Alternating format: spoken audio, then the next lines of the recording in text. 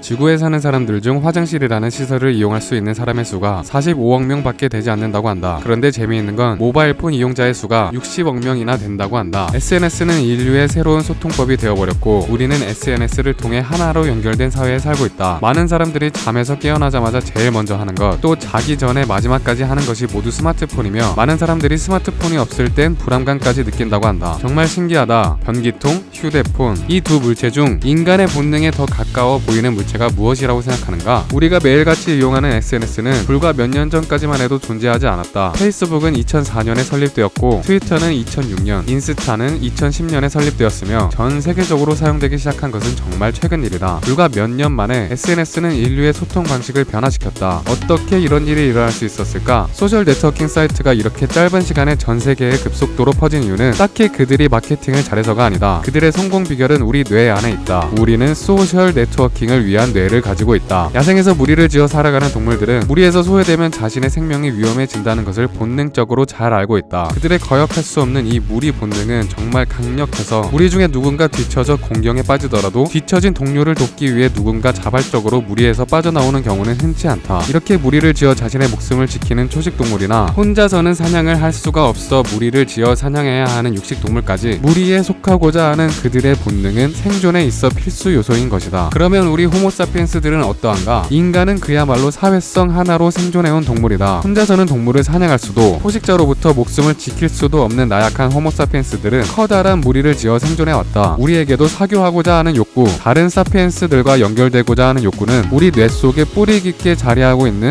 강력한 본능이다. 호모사피엔스 역사에 똥 못 싸 죽은 사피엔스는 없었지만 무리에서 낙오돼 목숨을 잃은 사피엔스는 수없이 많았던 것이다. SNS는 정확히 이 본능을 파고들었고 전 세계에 있던 사피엔스들의 뇌는 순식간에 이를 껴안았다. 지구상의 모든 호모사피엔스들이 드디어 하나의 거대한 무리를 이룬 것이다. 무리를 지어 다닐 필요가 없는 호랑이들에게는 페이스북이 성공할 수 없었겠지만 사피엔스들에게 페이스북과 같은 SNS는 너무나 매력적인 생존의 끈인 것이다. 그런데 문제는 여기서부터 발생한다. 우리의 뇌가 키워낸 SNS가 이제 우리의 뇌를 거꾸로 변화시키고 있는 것이다. SNS는 우리 뇌에 어떤 영향을 미치고 있을까? SNS는 사람들을 연결하는 새로운 소통법이다. 그런데 이 새로운 소통 방식은 기존의 소통 방식과는 다른 점이 너무나 많다. 아니 다르다기보다 부족하다고 하는 것이 더 정확하겠다. SNS를 통한 소통 방식은 기존의 소통 방식에서 무엇인가 중요한 요소들이 빠진 불완전한 소통 방식이다. 사람과 사람이 직접 만나 사교하던 기존의 소통법에는 언어 교환 이외에 상대방의 얼굴 표정, 상대방의 목소리 크기나 목소리 톤,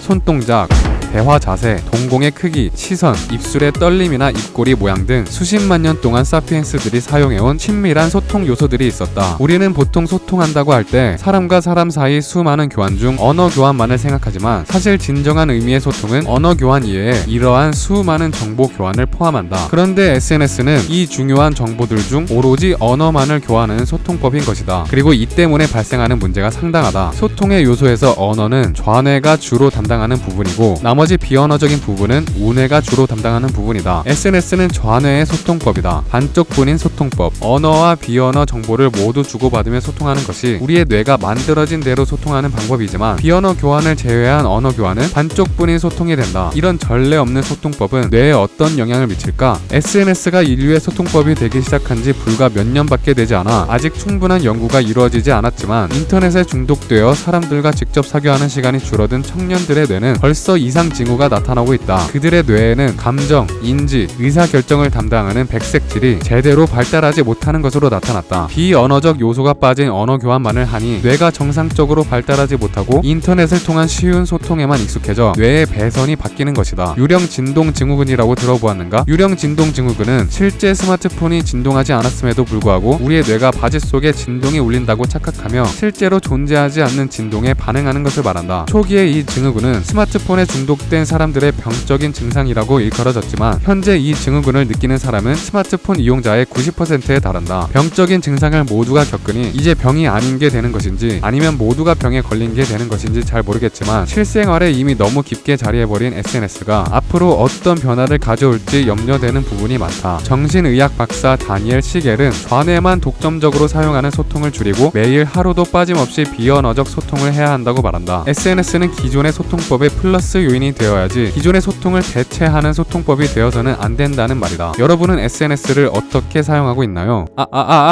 맞다. SNS의 위험성에 대해 말하다 보니 말씀드릴 게 생각났습니다. 제가 드디어 1분 과학 페이스북 페이지를 만들었습니다. 깜빡하고 홍보 안 했으면 큰일 날 뻔했네요. 이제 세계 최대의 소셜 네트워킹 사이트 페이스북에서도 1분 과학을 만나실 수 있습니다. 요즘 페이스북 안 하는 사람이 없더라고요. 1분 과학 페이스북 페이지에는 제가 공유해드리고 싶은 과학계 최신 뉴스나 1분 과학 영상 업로드 소식 등 쓰잘데기 없는 SNS 짓거리를 할 예정입니다. 나중에 생각나실 때 한번 들러주세요.